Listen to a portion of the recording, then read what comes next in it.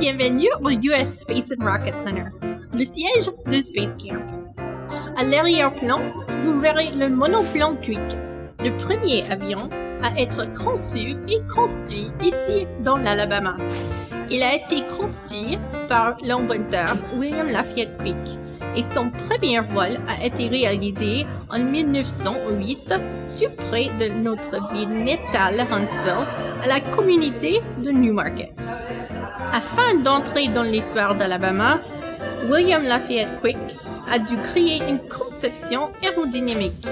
L'aérodynamique est l'étude de l'air, en particulier comment l'air est affecté par le mouvement d'un objet solide qui le traverse, comme l'aile d'un avion. Ce qui permet à un avion à voler est l'interaction des quatre forces de vol: la portance, le poids, la traînée et la poussée. Maintenant, je vais vous démontrer cette interaction moi-même en construisant un avion en papier de conception aérodynamique.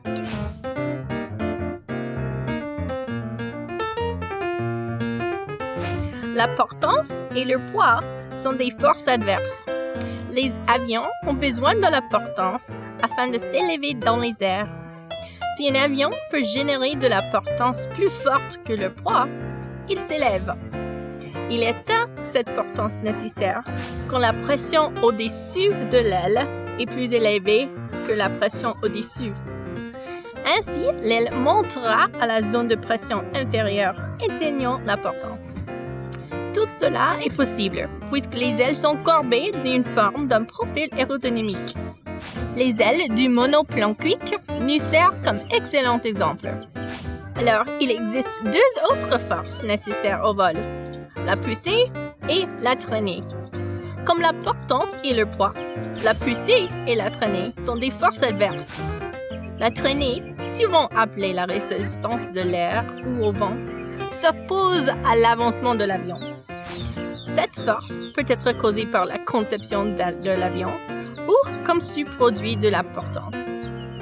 Afin de le contrecarrer, les avions doivent créer davantage de poussée que de traînée.